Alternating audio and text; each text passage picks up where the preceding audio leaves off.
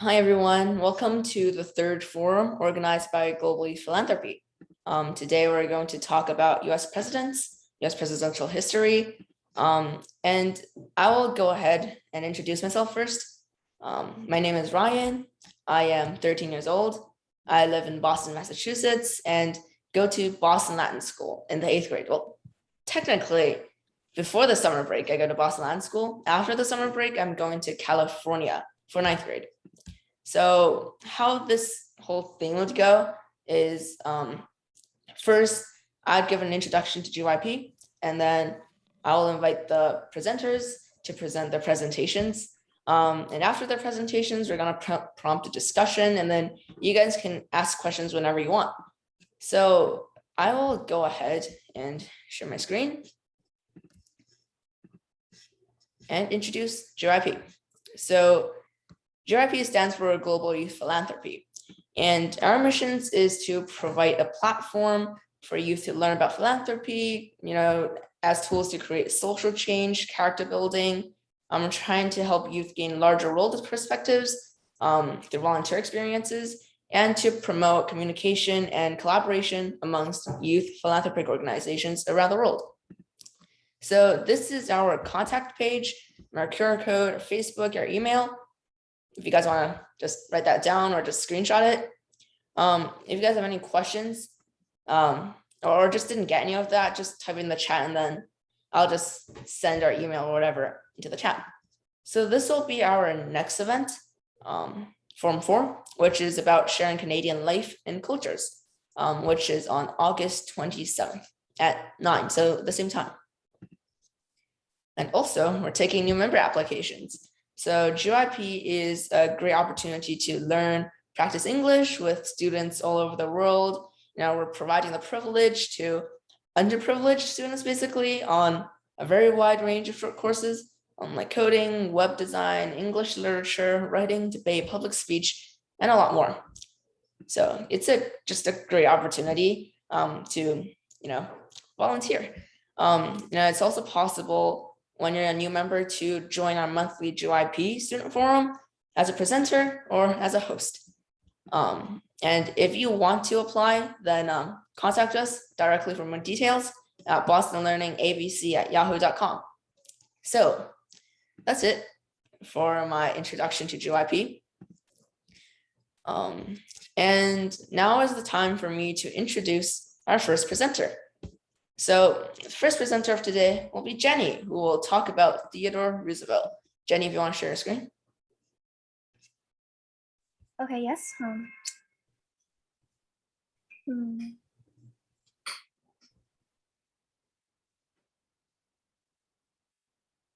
Okay, wait. Okay. So, okay, yeah. Can everybody see my screen? Yep. Okay. So, like today I'm going to talk about America's 26th president called Theodore Roosevelt. Okay. Like you might be familiar with him and may not be, so because he's not really that famous, but yes. Okay, first I'm going to begin with an introduction of myself. So my name is Jenny, I'm 12 years old, and I study at one of the international schools in Beijing. My hobbies are horse riding, drawing, and playing the violin, and learning about American history and European history. So that's kind of why I like this topic. So I often sing about for graduation stuff, although I'm not that good at singing compared to horse riding or history. Okay, some basic facts about Theodore Roosevelt, like if you're not that familiar with him. So yeah, Theodore Roosevelt was born in 28 East 20th Street, New York City in October 27, 1858. He was the second child of Theodore and Martha Bullitt Roosevelt, and he is the 26th president of the United States and the older cousin of Franklin Roosevelt. Maybe you're familiar with him, just don't get the two mixed. And his presidency began after the assassination of William McKinley. because according to the Constitution, if a president is killed in office, the vice president will automatically take the place. And at that time, before President William McKinley was shot, he appreciated Roosevelt's ability to do things. So McKinley chose Roosevelt to become his vice president. But not long afterwards, William McKinley died of assassination, which made Theodore Roosevelt the youngest president in office. Okay, yeah.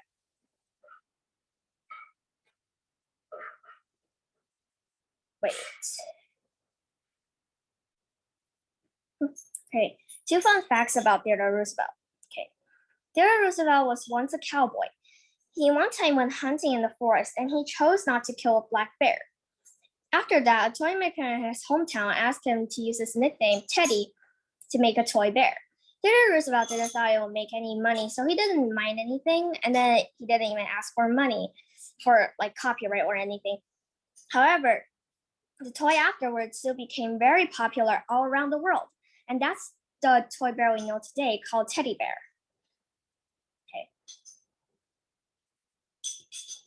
Okay, the second thing is pretty simple. Like basically, Theodore Roosevelt was a pretty good president. So at the term of his younger cousin, Franklin Roosevelt, although I'm not that sure which term is it, but the Mount Rushmore was built. And one of the presidents on the Mount Rushmore is Theodore Roosevelt. And if you're not aware of what Mount Rushmore is, this is kind of a picture of it. And by the way, the other 3 are from left to right. It's Washington, Jefferson, Theodore Roosevelt, and then Abraham Lincoln. Okay, next one. So Theodore Roosevelt's achievements. There are 2 achievements of Theodore Roosevelt. The first one is that Theodore Roosevelt put a lot of attention in education. He helped China develop one of its most famous universities, Tsinghua. I think most of you are aware of it. And because of this, the university has a statue of Theodore Roosevelt in front of their stadium. And here's a picture of it. Maybe you have seen it. And then the second one is Theodore Roosevelt built a Blue Sea Army, which is a big sea army which that is made up of aircraft carriers. A very fun thing about this is the blue in the name stands for the color of deep dark ocean, which means that the ship can go all around the world and like not just stay in their country. So and there are also like things like pale, like yellow sea like army, but like the ones that all around homes and then their own country and then dust, but that's really not the point. Okay, thank you for watching. Okay, so that was a very interesting presentation, like the 2 fun facts. And does anybody in the audience have any questions about Jenny's presentation?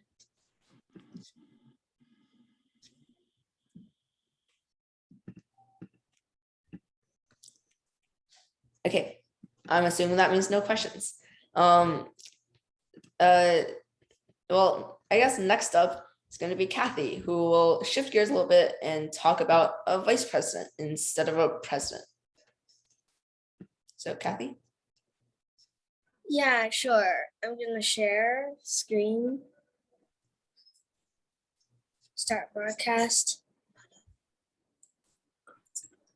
So you can see my screen, right? I'm sharing my screen.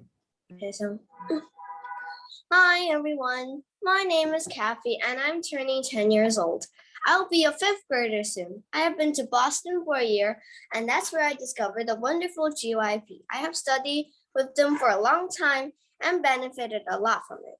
Now I'm living in the small town of Chongqing, China.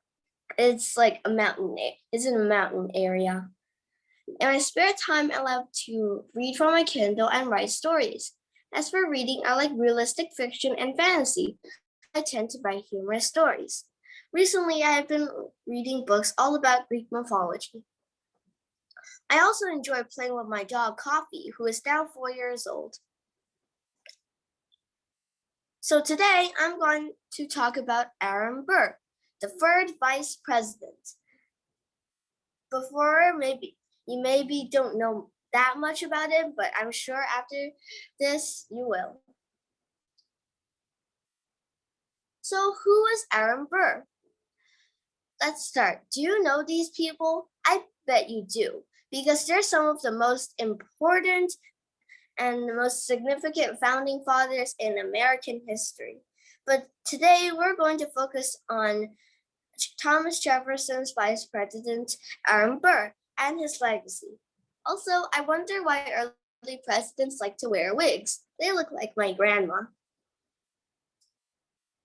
During the Revolutionary War, when the spark of the Revolutionary War became a flame, Aaron Burr as well became a soldier. At first, he served under Benedict Arnold, and then he became an assistant of General Israel Putnam. One of his greatest achievements in the Revolutionary War was the retreat of New York. The soldiers had to find a safe route out of the city, and Burr helped designing a safe path to get out of NYC. He also became one of Washington's staff later. And so during the Revolutionary War, Burr established his reputation as a brave soldier. This is Aaron Burr and politics. After the war, Aaron Burr began a successful career as a lawyer and used this lawyer position to launch himself into the New York politics. He also served in the New York State Assembly for a while and defeated Philip Schuyler to become senator. So this is Aaron Burr at the Senate. So Aaron Burr and politics. He ran for president sometime, but this time he came in fourth between John Adams, Thomas Jefferson, and Thomas Pinckney. So he waited 4 years and ran a second time. And this time he finally succeeded, and he became Jefferson's vice president. Senator Burr also played a key role in Tennessee's admission to the Union.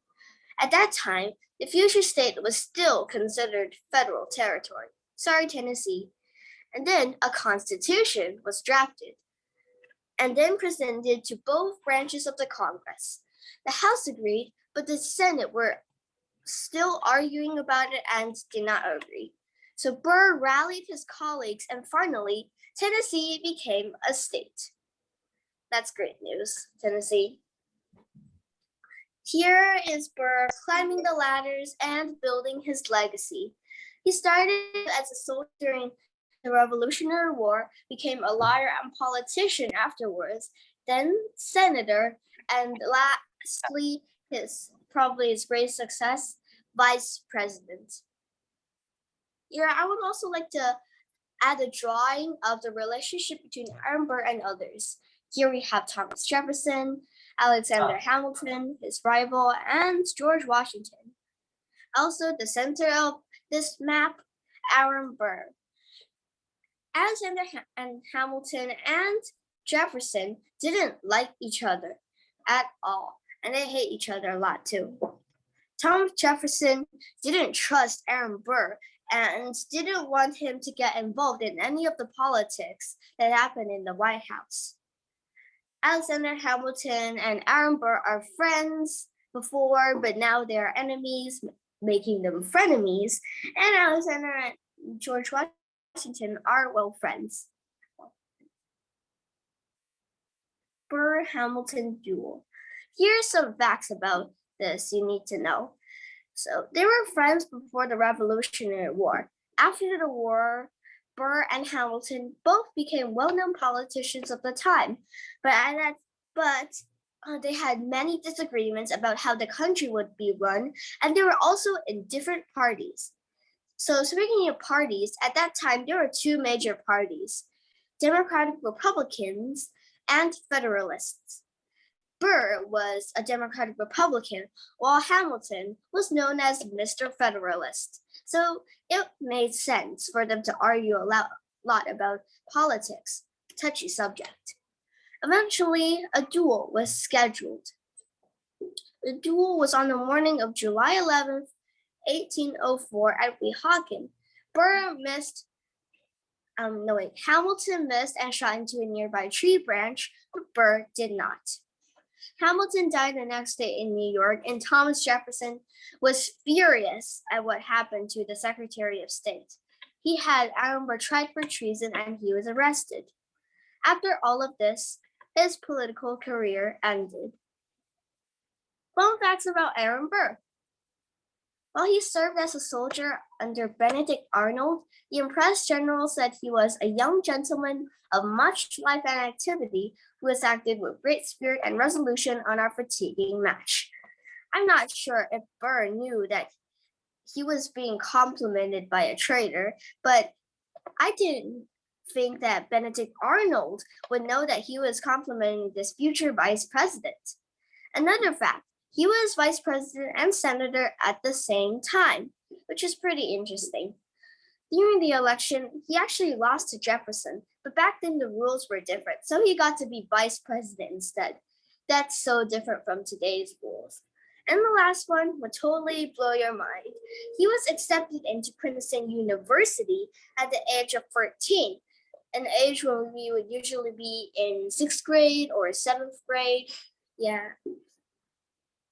Of age when we would still be in elementary school. So if you want to check out more about the relationship between Alexander Hamilton and Aaron Burr, you should check out this musical called Hamilton.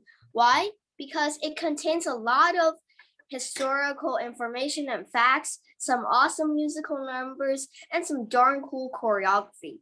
So I think you should watch it because I loved it a lot.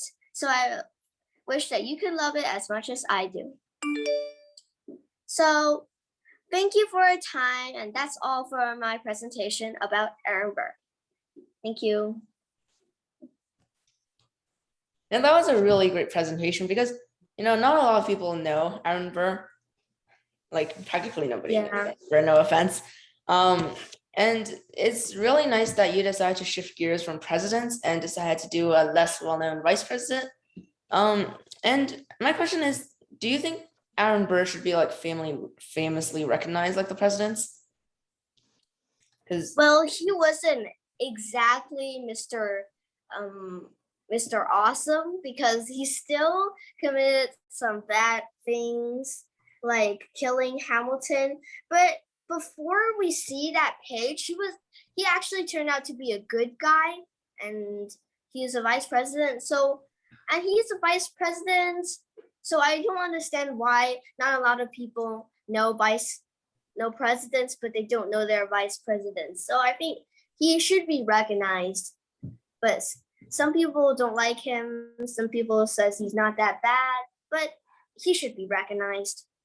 Oh, in my opinion, Aaron Burr shouldn't be, recognized as such a bad person because, even though he killed Hamilton, he still did some good things.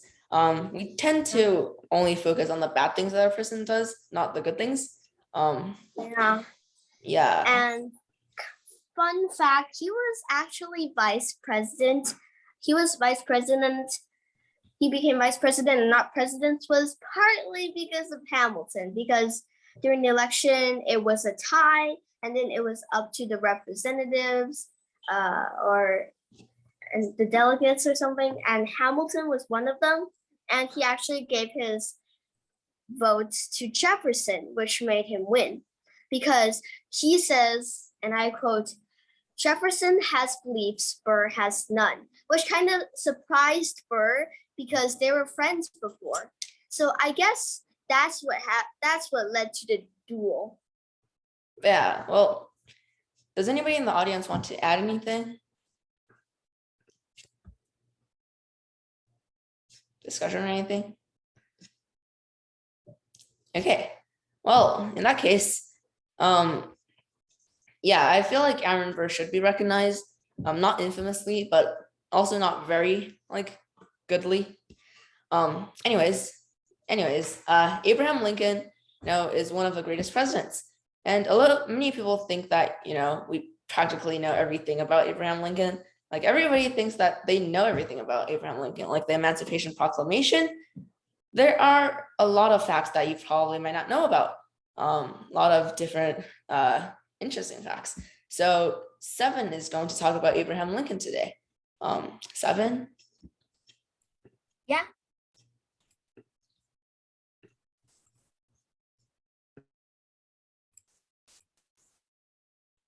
Can everyone see my PowerPoint now? Mhm. Okay, if you can see, I will start now. Hello everyone, I am 7 and I will be a grade 9 student in September. In my spare time, I will do many activities like playing the drum, the guitar, or the kung fu. I also love to do charities because of the COVID-19. Students in Wuhan can go to school, so I taught a grade 3 boy called Mickey in English. So I'm interested in me. What are you waiting for? Come and make friends with me right now. Today, I want to talk about something about Abraham Lincoln, and I will let you see a different president, Lincoln. Now I'll say that I have few words on my PowerPoint, so you can pay more attention in my speaking. Okay, the first question, who's Lincoln? I think all of you have known about this famous president, right? So I will say something interesting or something I think maybe you would not know to you. But first, let me introduce his short but meaningful life. On February 12, 1809, Lincoln was born. At the age of 9, Lincoln's 36-year-old mother died, and a year later, his father married a kind and enlightened woman named Sally Bush. She treats her husband's ex-wife's children like her own. The family lives in harmony and happiness. In his own words, his childhood is a concise chronicle of poverty. In November 1860, Lincoln was elected president and the Republican Party took power for the first time. On April 14, 1865 at 10:15 p.m., actor John Wilkes Booth, a Confederate supporter, shot Lincoln in the head as the presidential bodyguard left. On April 15, 1865 at 7 a.m., Abraham Lincoln, the 16th President of the United States of America, died. And this is a legend life of Lincoln. Now, having finished talking about Lincoln's life, I want to tell you something different. I bet that all of you have heard Mary Lincoln. She's Lincoln's wife. Mary Lincoln is considered the most eccentric first lady in America. Why? Because she used to be a well-educated Southern lady, but after becoming the president's wife, her temper became fiercer and fiercer. After her son Willie died, her behavior became eccentric too. Mary thinks that she has extraordinary ability to talk to the dead, and she often holds mysterious parties in the White House and trying to talk to the dead, including their son Willie. There was a shot at the Fox Little Theater, and Lincoln fell into a pool of blood, and Mary claimed that she had foreseen the assassination, and she often gave Lincoln a reputation regardless of the most extreme time was to pour a cup of hot coffee on Lincoln's face in front of staff and attendants. In these widely spread stories, Lincoln always had to give up with his wife and never cared about it. Some historians have claimed that, in fact, Mary is mentally ill and Lincoln's tolerance for her is entirely out of sympathy and compassion. In the past, most of us thought of Lincoln as kind and compassionate, but it was always based on his attitude towards slaves or his generosity to his subordinates. After listening to the story about Lincoln and his wife today, I think that when we talk about his character in future, we can show that he's considerate and kind-hearted in both work and family. Now let's go to another part, Lincoln's secrets. I bet again that you will say, Lincoln is so famous, what else do we not know about him? Don't worry, let's see them one by one. First, Lincoln was suffered from major depression. He will check whether he has brought sharp objects when he goes out. If so, maybe he can't control himself injuring at any time. Although he was much better later, it was only because he cut out the reports of people praising him published in the newspaper, organized them into pamphlets, and carried them with him, and took them out to have a look when he felt depressed. So only from the perspective of psychological adjustment, Lincoln was a very failed president in this respect. Okay, now look at this picture. Don't you know him very well? This is a picture of the boxer being made into Lincoln. But don't be surprised because although Lincoln didn't fight boxing, he wrestled very hard. In 1831, Lincoln, who was 22 years old, came to Illinois. At that time, Lincoln worked in a grocery store, and Jack Armstrong, a gangster, came to challenge him. And Lincoln was not moved, and they made a fight. Some books record that Lincoln held his opponent's neck directly and raised it up like a rag to ravage his opponent. Before Lincoln showed his speech talent and slowly embarked on the political road, he used wrestling technology to gain his initial reputation. So he would also like to thank wrestling for making him strong and preparing for future selection. On the cycle side, Lincoln was successful. Third, Lincoln is actually a big fan of his assassin. In fact, long ago, the murderer's brother had saved Lincoln's eldest son. Everyone said it was a coincidence, but at that time, Lincoln had already begun to deploy the Civil War plan. As a supporter of the Confederacy, it was impossible not to know Lincoln and his eldest son. Therefore, this may be a plan. If Lincoln was more vigilant, he would bring more people before entering the theater that night. Wouldn't there be a tragedy? And interestingly, Fedor, Lincoln's dog, was also assassinated by a drunk. That was very interesting, right? And I found a picture of Fedor. Now, most of history is vertical, but this time I want to compare the history of China and the United States horizontally. How about China when Lincoln became president? Okay, China is being attacked by the allied forces of Britain and France. Although the history of the United States is not as long as that of China for 5,000 years, the United States was running for election at the same time, while China suffered humiliation because of its weak national strength at that time. So it seems that the history of the United States is inseparable from the efforts of presidents, such as Lincoln, the first Democratic president.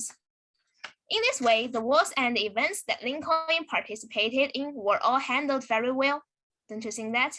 And it is often said that when you look at a person, don't judge him by his good or bad.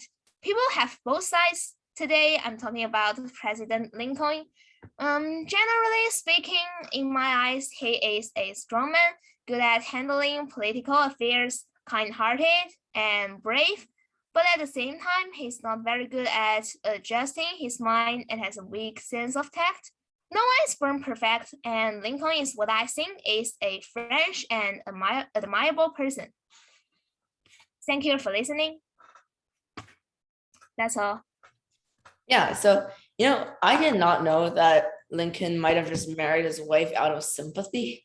That was completely new to me, and probably new to a lot of other people in the audience.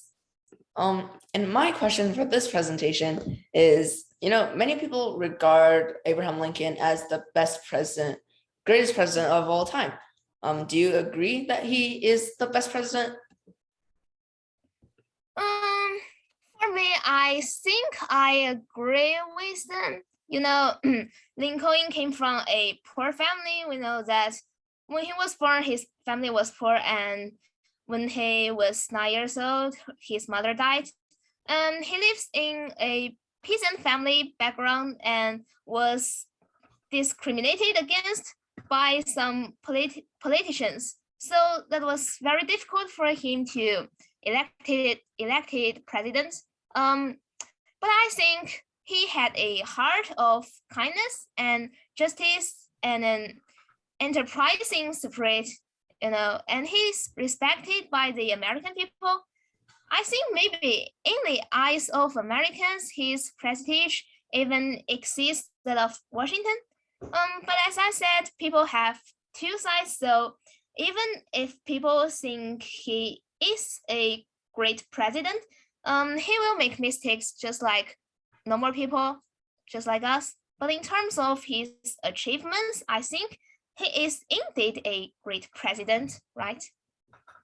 Yeah, he is a pretty good president, but to be like the greatest president of all time is a far stretch. I'm sure there are people who disagree with that. But in my eyes, Lincoln is a pretty good president.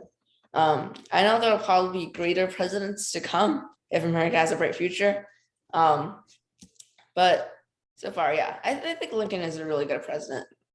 And does the audience want to add anything? Does anybody think or does not think that Lincoln is the best president?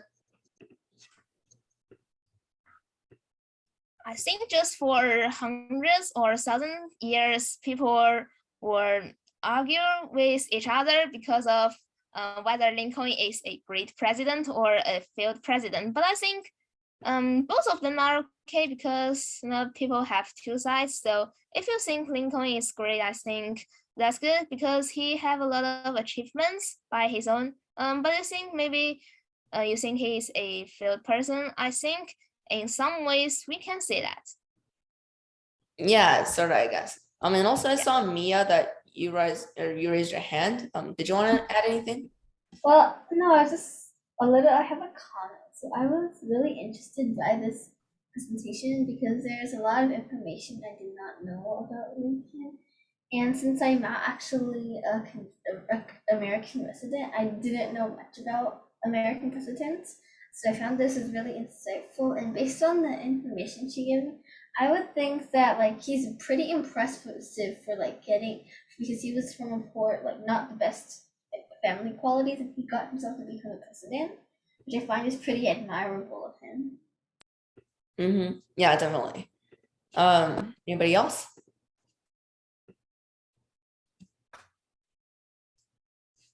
Okay. So I guess we're just gonna move on. Next up, we're gonna talk about Franklin D. Roosevelt. And FDR is the only president in history that served like 3.5 terms. He died in his 4th term. And Easton will talk about him. So Easton, could you share your screen, please? Okay. Wait. Okay.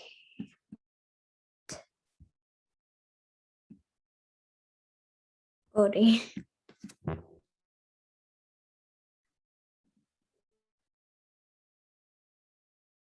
It's not working.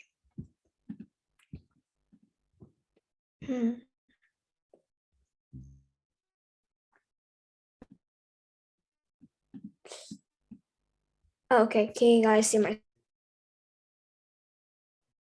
Yep. Okay.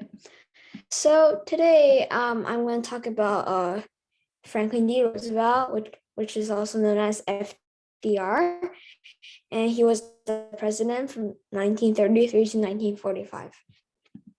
So contents. So first, I'll be talking about his early life. Then, as he became president, he went through Great Depression. So I'm going to talk about that. After, I'm going to talk about the World War II, which is an important part. I'm also going to talk about fun facts since it'll make everything more fun. I'll also give the conclusion, the biography, and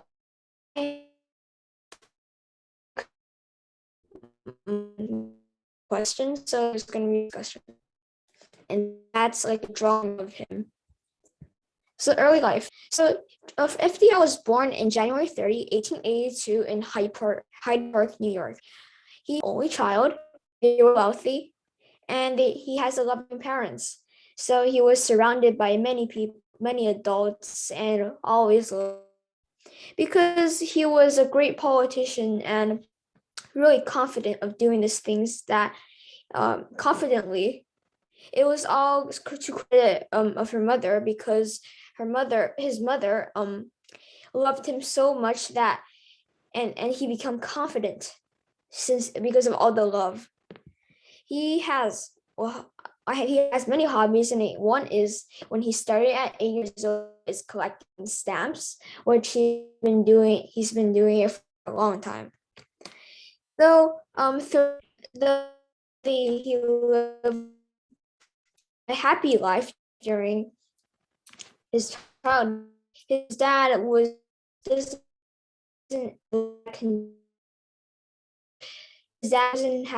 his health wasn't too good and get some rest.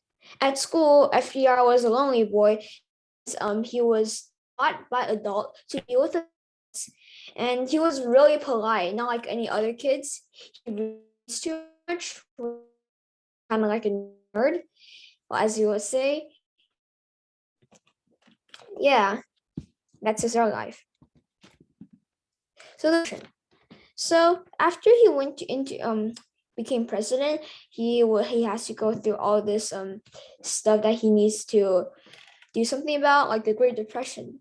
So first, he created the first New Deal, which include the Tennessee Valley Authority Act, which allows the government to build dams in Tennessee, which makes cheaper hydroelectricity, which people really need since they are cheaper. And during the Great Depression, they're not making enough money to support the family.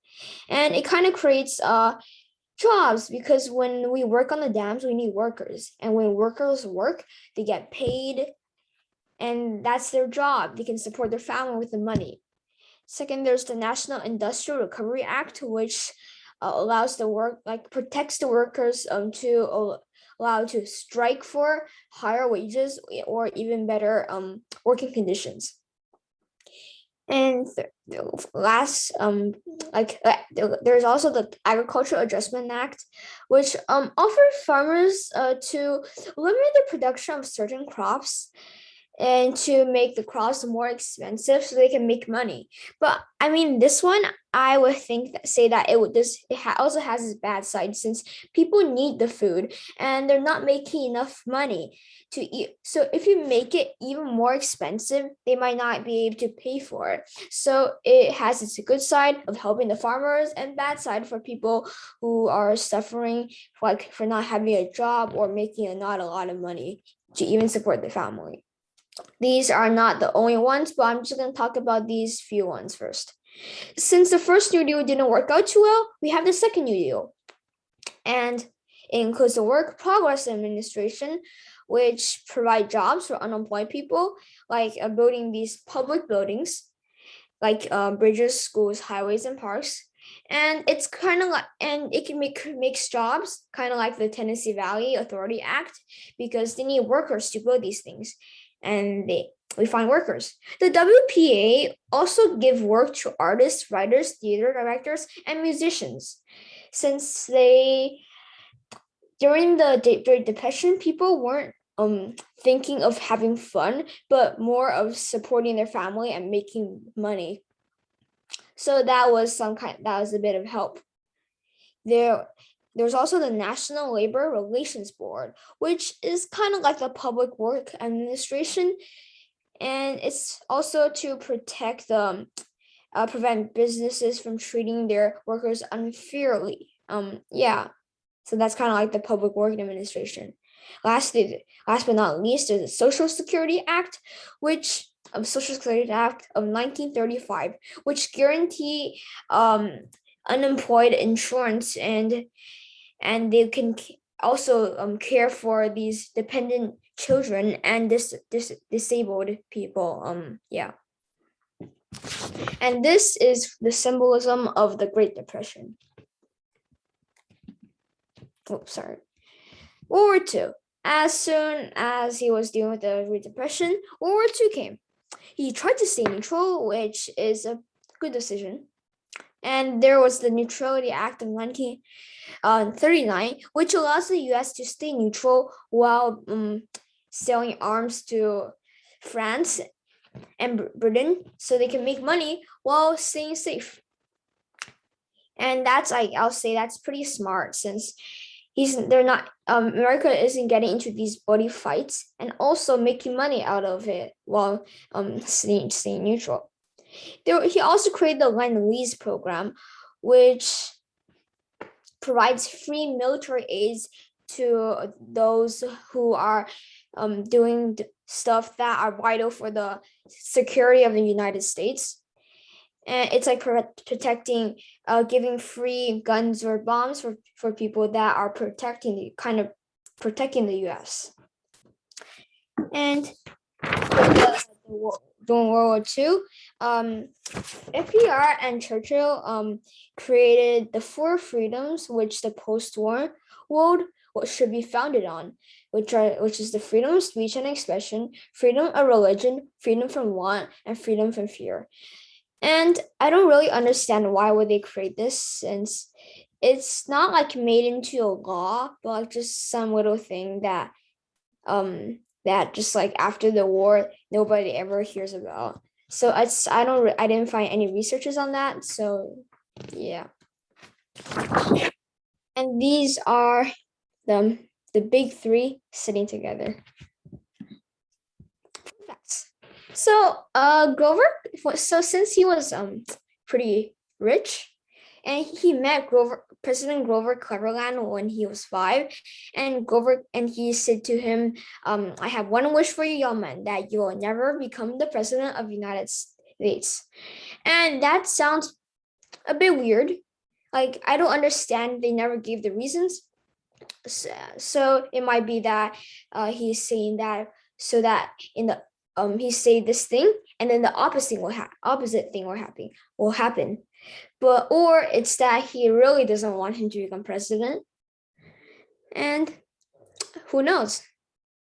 The second fun fact was that you see here, this is a cute little girl, but that it's actually President FDR, Franklin D. Roosevelt.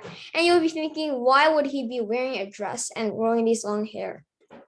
Actually, according to my researchers,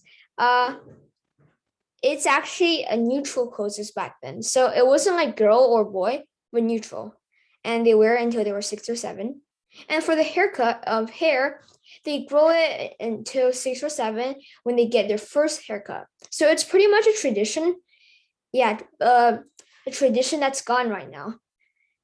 And another fun fact, which isn't as fun, is that Franklin FDR was born unconscious, but at the end he was healthy. Another fun fact you might never heard about is that FDR has tried to marry Lucy Mercer. That's her. But he was found out by Eleanor in 1918, looking at his mail, and and her mother found out, and his mother found out, and his mother persuaded him to still stay with Eleanor because it might ruin his political career, since it might be like, they're diversing, and then maybe there's some cause on like bad causes on their political career. So he stayed with Eleanor. And last, FDR has little love for law. So he really didn't care about the law. And he left law school right after all the important exams, and just left. And he didn't really care about law. In conclusion, FDR changed the US in a way by allowing it to be one of the strongest country, and he was really smart in allowing US to stay neutral while still making money. And FDR really did change history of because of the Great Depression. The Great Depression in the United States also caused the Great Depression in many other countries, since the US was a big consumer. And FDR really did change history because he found a way to stop the Great Depression, and it helped the world a bit. Though having his bad side, like just putting all these American Japanese in these camps. I'm not gonna say concentration camps, but he still did some good stuff, and I think just be on the right side in the war. And yes, these are all the websites I use. Discussion. So let's start with the first question. So what do you think about FDR, and can you explain? Anybody? Yeah, so for me, just like what you said about the conclusion, FDR does have his bad sides, also have his good sides. He's a president in a really bad time. There was the Great Depression, there was World War II, and I really respect him that he still managed to put everything relatively under control in those conditions. I don't think a lot of other presidents had to go through these conditions, other than probably George Washington, because at that time it was the Revolutionary War and everything. And then also the World War I presidents. But FDR wasn't a really bad time in American history, and the fact that he managed to control it, I really respect him for that. Yeah, I totally agree. Anybody else? Yeah, I think FDR was a pretty great president, assuming that he was a president at a bad time when there were a lot of problems in the world, like World War II. And so it was pretty smart of him to stay out of the war at first. And then he became the one of the big free presidents. And like that's a famous photo that you showed in that presentation. So during the World War II, he became a part of the Allies. And he was actually a pretty good president, assuming his not so great size. Yeah. Nobody else? Okay, I want to I say have one. something. Yeah. Um, Okay. I want So I feel like presidents, like you should just look at their good sides. Like it's not like you shouldn't acknowledge their bad sides, but if you say that, technically, basically everybody was racist. They did a lot of bad stuff that were considered terrible today. But I think, yeah, all the presidents, like they have some like admirable stuff, right? Like, yeah. Yeah, definitely. So definitely you shouldn't always just like, oh, he did this good thing, but he is still a horrible person because he did some other thing, right? You shouldn't like, I'm just saying labeling everyone as good or bad is not that simple. So I think it's good to like admire the good parts, even though all presidents are pretty bad in some other ways, but yeah. I mean, I think that was only a small part because I can't really find any other stuff about him that aren't really good. Yeah, I know. Yeah, well, people tend to focus on the bad side of people. That's why a lot of people just. But overall, I think he's a pretty good president. Although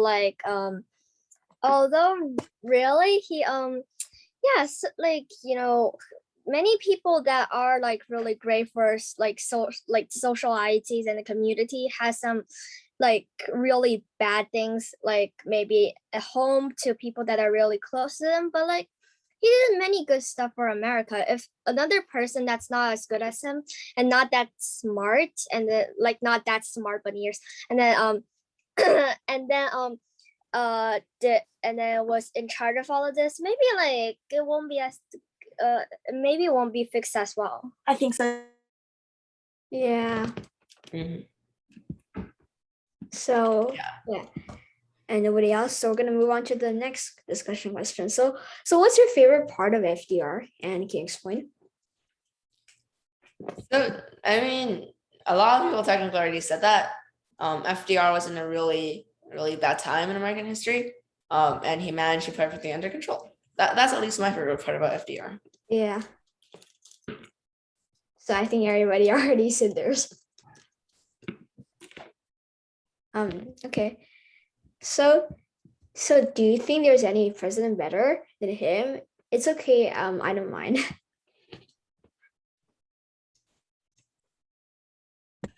Actually, I don't think not exactly better. It's just because every president they have different situations. Like some presidents they just go on and then they don't really have many things to do. Like because not every president gets 8 years or 4 years and then get a really special situation.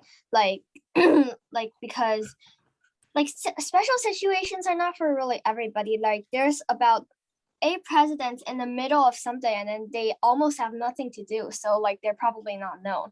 I'm just not gonna say who the 8 presidents are because it's gonna spend a lot of time. But but like yeah, some presidents get known really well because they get special situations like Roosevelt did, and then George Washington definitely did, and then some other people, but that's kind of why they're known. But like they're not really some best, but it really depends on the situations in my view. Yeah. Yeah. Yep, agree. Like as I said, like you can't always just focus on like this bad part and whatever and assign like an awesomeness score to presidents and rate them that way. So yeah. Everyone have their own opinions. It's Yeah. not like there is no set thing about what president is better than the other president, because every president, they all have good and bad sides. And maybe something that you consider a good side is a bad side according to somebody else. So I don't think there is any way to rank presidents better. Yeah, because And yeah. I mean, it's pretty much your own opinion. That's all right. Well, yeah. Well, okay, if I really have to say my opinion, I think George Washington might be the best president who has sort of founded America, because without him, Okay. there wouldn't be America. Yeah, a lot of people say I that. think like you have to, it depends on whether you say it's like who is the best like as a job of a president, or who is the best as like a person in general. Like it's two different things. Like I mean, in my opinion, I probably won't want to, I don't know. I mean, like it depends on whether like you talk about president, like how good they are as a president, or how good they are as like a general person, I guess. Yeah, definitely. And just to say, since I've been looking at presidents' faces these days, just if you think any president's good, just try not to look at their faces, because like especially the ones at the age of like George Washington, they all get those wigs, and especially George Washington. In most of his pictures, he get those incredibly pink cheeks and then incredibly round, and I'm like, oh my goodness, that's not what I want to look at. And like, no, I push it away. I'm like, okay, George Washington's a good president, but I don't want to look at those pink cheeks. Yeah, I don't get the beauty standards of those days. I don't get why the dirtier the wig, the more professional you are at your profession. I don't really get why like wigs are beautiful in like the George Washington days. Maybe it's just hygiene. No, but the dirtier the wigs, the better you are, basically, in those days. So I don't think it's about hygiene. Wow. Also, before we continue, I just wanted to share a fun fact. You guys know the picture where, you know what, Easton, can you go to the page where there's like the Great Depression mother photo thing? Okay. Wait, sorry. Yeah. Yeah, I actually know a person who I've met the woman in this photo, and apparently the reason that the children are facing the other way or facing down isn't because they're showing frustration. It's actually because the mother doesn't want them to show their faces in a photo that will show a sad period of time in American history. The mother believed that it's just sort of not very the best to show her kids in a photo that is very negative. Yeah, Yeah, I thought it was something like symbolism. Yeah. yeah. It actually That kind of sounds works like pretty symbolism weird. too, which is kind of cool. Yeah. That sounds Yeah, weird, not actually- letting her sons in a picture. Actually, I know something as well. Ethan, can you turn to the page where there's 3 people sitting together? All right. Okay. Uh, Wait, yes, go back there. Oh yeah, that part. Like, I think all of those are leaders, right? Leaders of a blah blah blah country. Yeah, like that time, I learned that time America was like the technology one or something, but like, and then so of course America was like really like really good at blah blah blah stuff. So like every time if there's a photo shot, like no matter if it's Roosevelt or Truman, and then somebody with all those leaders, the American one always sits in the middle, which gets the best view of it. So that's kind of what I learned. It was really interesting. Oh. So you look at all the photos? Whoa. I never Well, really actually, noticed it's a that. fact. It's a fact, but like I look at many of those photos. I just do it in my spare time. Oh, cool. Oh yeah, I've seen like the photo of the big three sitting together too. Shows the Stalin, which is the Soviet Union, which is gone now, and Franklin D. Roosevelt, and Churchill, wasn't Churchill like Prime Minister of England at that time? Yeah. Oh, this has been a very good discussion. And I think we should move on because we're sort of limited in time. Yes. So, yeah. Thank you, Eason. Welcome. The next presenter is Amy, and she's going to present about the first president, George Washington. So, Amy, if you would. Okay. Share screen, right? Mhm. Okay. Can you see me clearly? Can you see the screen clearly? Yeah. Clearly. Okay. Hi, I'm Amy. Today my topic is George Washington. Let me introduce myself first. My name is Amy. I'm 12 years old. I'm going to be a 7th grader student.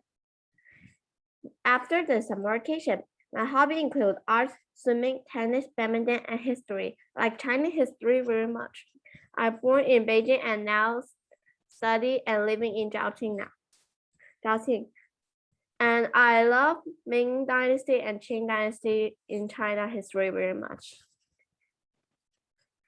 And I have a cat. Her name is Barbie. She is going to be a mom after 3 days.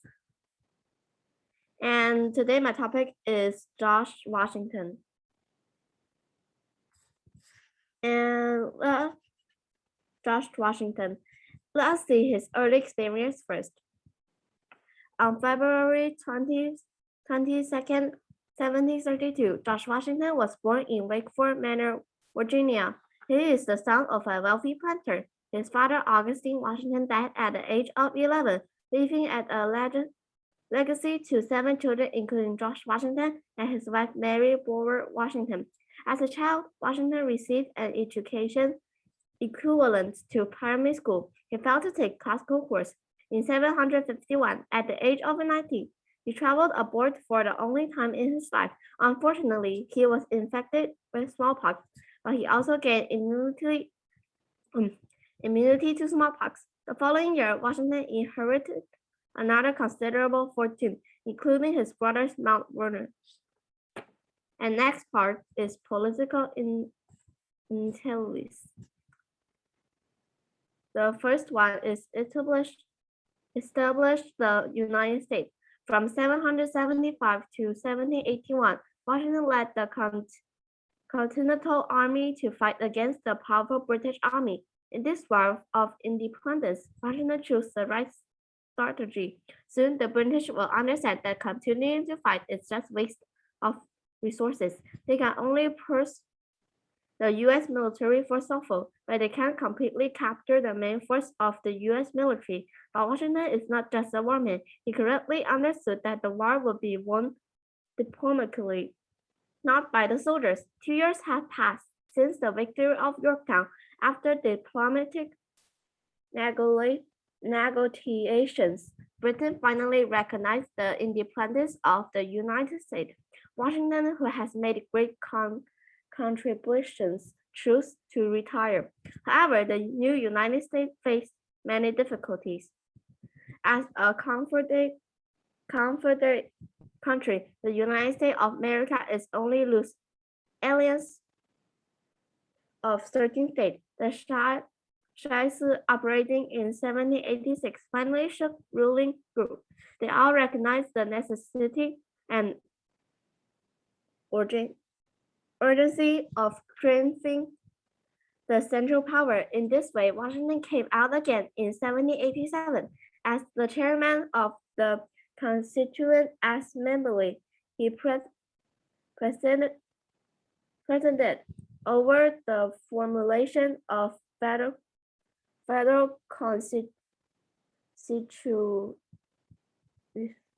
constitution and established a real national government. Before that, the loose alliance under the Confederation's regulations finally became country worthy of the name. Create reckoning.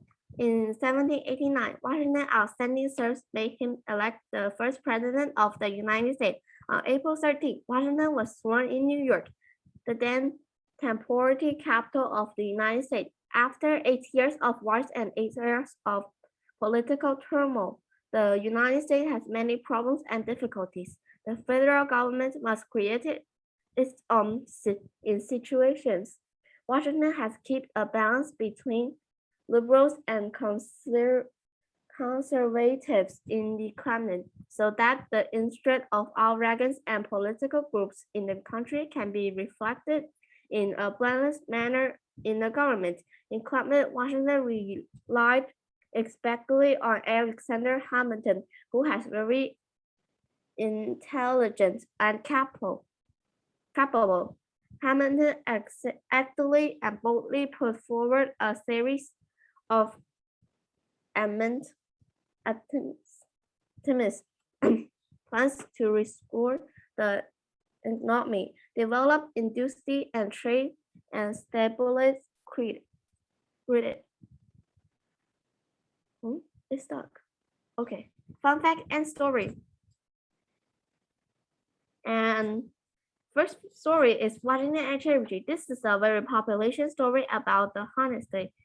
When George was a question of 6 years old, he was made wealthy master of a hatchet of it. Like most little boys, he was extremely fond. He went about chopping everything that came his way. One day, as he wandered about the garden, amusing himself by hatching his mother pea sticks, he found a beautiful young English tree, of which his father was most proud.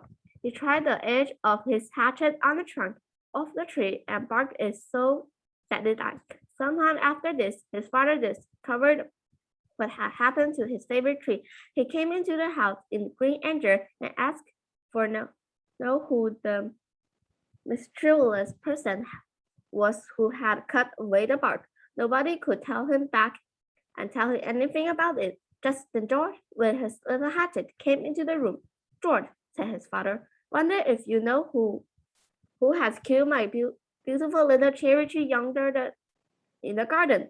I would not have taken thank goodness for it. This was a hard question to answer, and for a moment George was startled by him. But quickly recovering himself, he cried, I cannot tell a lie, father. You know I cannot tell a lie. I did cut it with my little hatchet. The anger died out of his father's face, and taking the boy tenderly in his arms, he said, my son, that you should be scared to tell the truth is more to me than 1,000 trees. Yes, through there were blooms with silver and had leaves of the purest gold. And there's a fun fact called 1.8 million books. On October 5, 1789, Washington borrowed a natural law from the only library in Manhattan at that time. This book is a compilation of papers on international relations. In addition, there is a record of the debates in the British House of Commons. Washington himself did not sign the law in common, but he asked and wrote president on the borrower column. According to the regulations, the two books should be sent back in a month, but the two books disappeared, which was discovered by a library in New York 220 years later. If inflation is taken into consideration, after 220 years later, the fines for the two books have increased to 3,000 or more than 1.8 million yuan. However, the New York Library indicates that they would not recover the fine, but they hope that two books could be returned. And the last part is Washington in my eyes. I think Washington is a very smart man. He knows humility and knows when to quit the government. He was no longer a military general like Napoleon, but he able to deal with the British army. No matter who likes him or does not like him, he kept deny his great contribution to the United States. The final result was because he died at the age of 67. This result is a great and among the 66 presidents of the United States so far. Oh, maybe it's okay. Thank you. And that's all. That's too quick, I think. No, it's fine. Well, thank you for the presentation. It's really specific about like informations about Washington. Yes. It's Yes. pretty good. So and Washington's fun fact is too hard to find. Oh my gosh. No, it's not that. It doesn't have even any fun fact. No, it's a fun fact. Yes, but it was very small. Let's just go to this discussion. So I mean, I have said that Washington is my favorite president. No offense to anybody. What are you guys' opinions on George Washington? George Washington. Okay, so I think it made sense. Sorry, I think it made sense. He was a pretty heroic president because people are always talking about that without him, that we probably would have won the Revolutionary War and things would be very different. So we can say that he's the man who changed the United States. And also I saw the part when you mentioned Alexander Hamilton, and my presentation also said that George Washington and Alexander Hamilton were friends. And Alexander Hamilton was also a soldier under George Washington during the Revolutionary War. And did you know that George Washington called Alexander Hamilton son? oh, that I didn't search it, and that's too small. What Thank you. George Washington called Alexander Hamilton's son? Oh my gosh, that too That's such an interesting fact. interesting. All I know is that Shows the affection. George Washington says that Alexander Hamilton is always full of wild thoughts, and then was like him when he was young. Alexander I think he is a very, very good. Oh my gosh. I really didn't know that he called him son. Yes, I didn't know it too. Call his son. Oh my gosh. Which shows the affection. But the George Washington is 67 years old, and how old is Alexander? Oh yeah, he died way too young. Yeah. People like at that time die like at 40. It's kind of sad. Oh my gosh. Yeah, like he could live longer, but his personality was a little bit extreme. Yeah. Think about the Federalist Papers. How much he wrote. Oh yeah. Oh my god.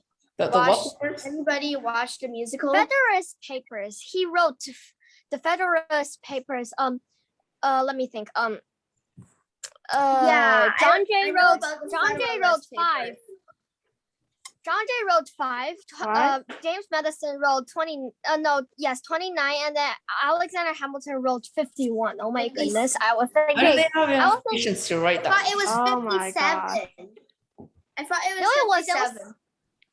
It was in total 85, I think. Yes. Yeah. 85? Yeah. In total 85. Yes. Oh my god. Yeah. I think. Wouldn't his hands die? Like, I mean, wouldn't his hands just die that way?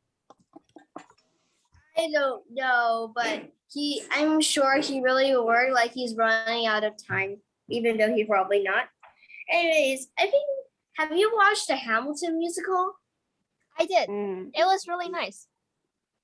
Really? Cause I would wonder how you knew about the Federalist Papers. I knew learned about that it one from the from- musical. Actually, I learned that I learned that from research, but I also review it when I watched Hamilton, but I learned some really interesting news from it. Yeah. So I found out And- how many of the papers that the three of the men wrote just from the lyrics. You can learn a lot from the lyrics. Yeah, so it's really fun actually. I liked it. Okay, guys. That has been a very far-fetched Washington's discussion. fault. Washington We started from Washington didn't have any child is his because Washington Watch is we started from how good is George Washington to the Hamilton musical. So that has been pretty far, and we are going a bit over time. I just Ryan wanted is trying to have say our everybody shut up for like. Sorry. wait, Tony. Ryan is just trying to say everybody please shut up polite. I'm sorry. No, it's fine. Tony's just being Tony. Well, I would have let this discussion been longer if you guys, if we didn't have a time limit. But anyways, I guess last but not least, the final presenter is Lily, who's going to introduce Richard Nixon. So Lily.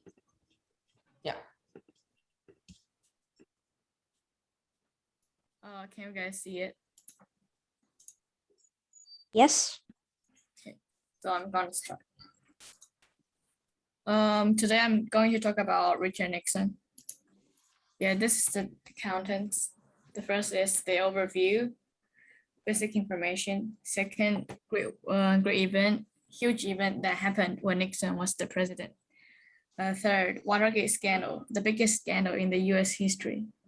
The fourth is interesting facts, interesting things about Nixon. So introduction, Richard Nixon was elected the 37th president of the US after previously serving as a US representative and a US senator from California. Basic information, parents, father, Francis Anthony Nixon. He was a grocer and rancher. Mother, Hannah Milhous Nixon, and she was a politician. Birth, Nixon was born on January 9, 1913 in Yuba Linda, California, and he was the second child of 5. His college years, he graduated from Whittier College in 1934. He then graduated from Duke University in law school in 1937. Occupations. He's the 34th vice president of Elsewhere and 37th president of the US. He's also an American Republican politician and a lawyer. When he wins, he got 6,586 votes. A great event, visiting China, Vietnam War, Latin American policy, visiting Soviet Union, Middle East policy.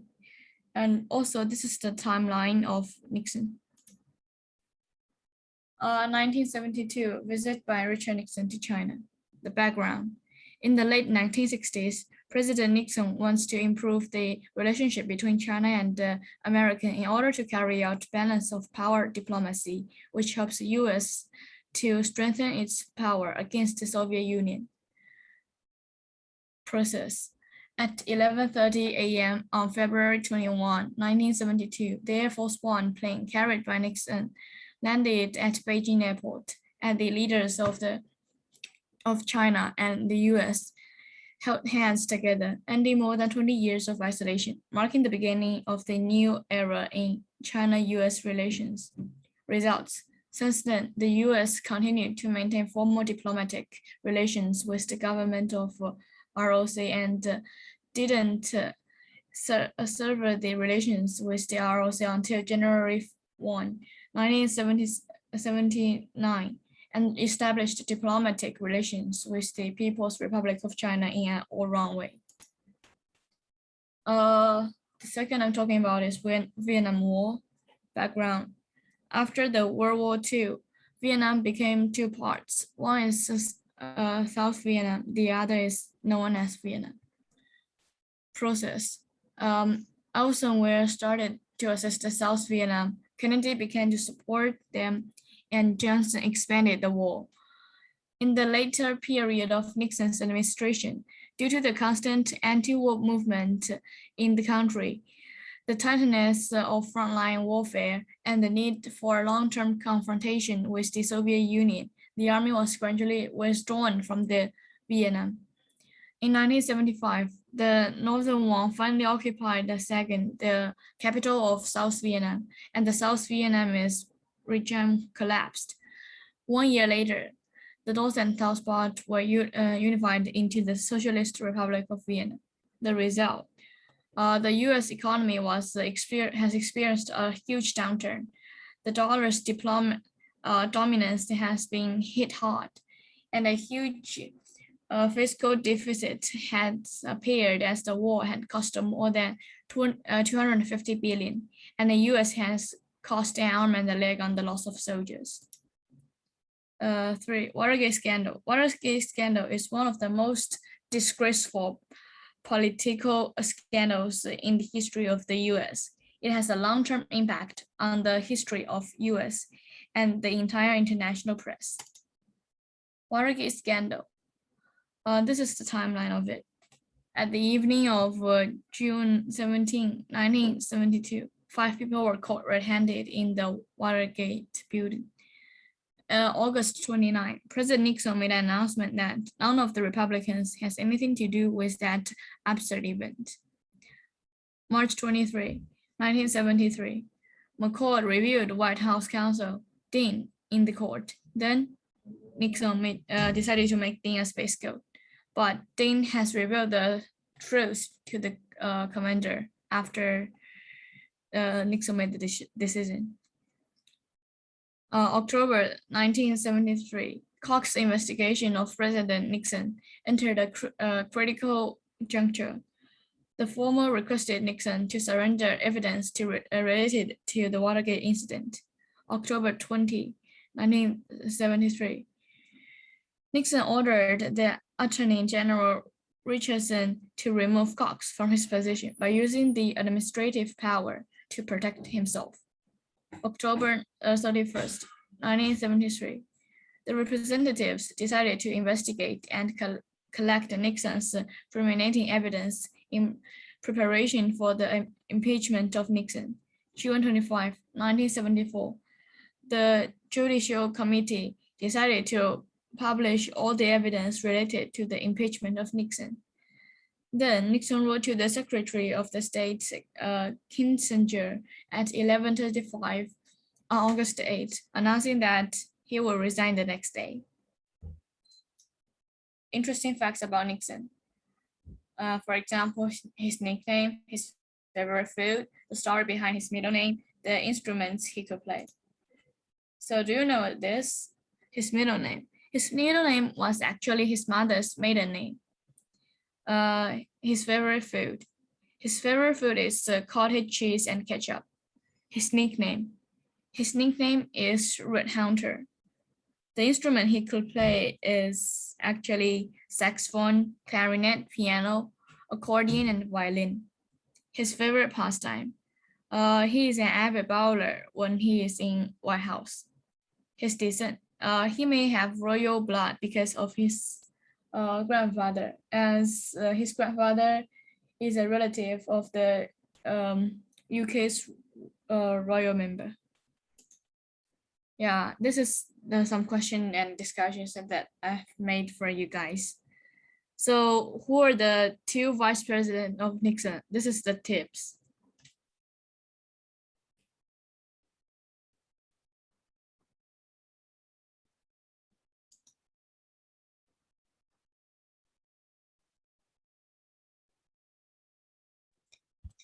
The guy on the right.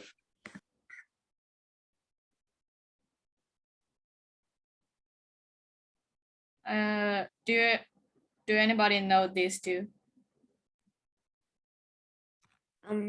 Honestly, I have no idea. The person on the right, because the first one is actually a president. No, these 2 are the vice president. I just gave you the picture of them. Ah. So basically, the right one is Sparrow Annual, and the second one is General Ford. Yeah, okay. The first one looked pretty familiar, and I just didn't know the name. Yeah. Okay. Well, and second, as Nixon is very controversial. Do you think is it good or bad? Or what do you think about him? I mean, just like the other questions. Did you guys hear that? So okay, never mind. So like every other president, people have different opinions. There is good and bad parts about Nixon because Nixon did a lot of good things. But he's also really scolded on the Watergate scandal. So it's, I don't even know that if President Nixon should be praised for his success, his foreign policies, or be scolded for the Watergate scandal.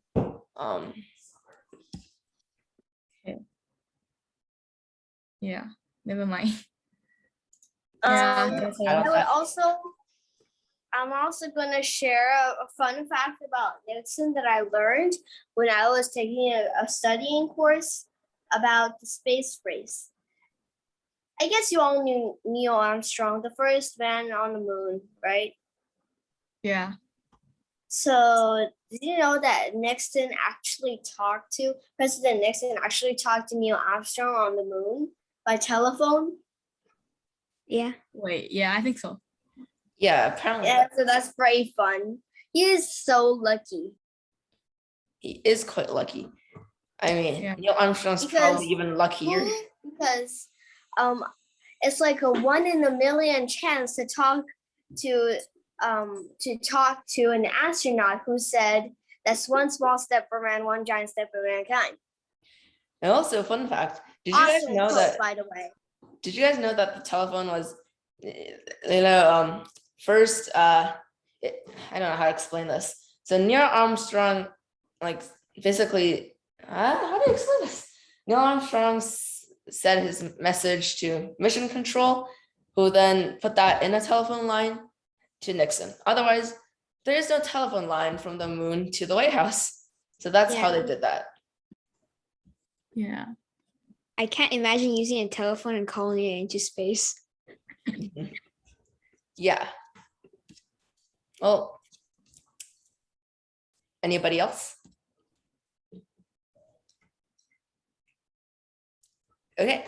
Does anybody have questions about this whole presentation forum thing, the whole thing, an hour and 30 minutes?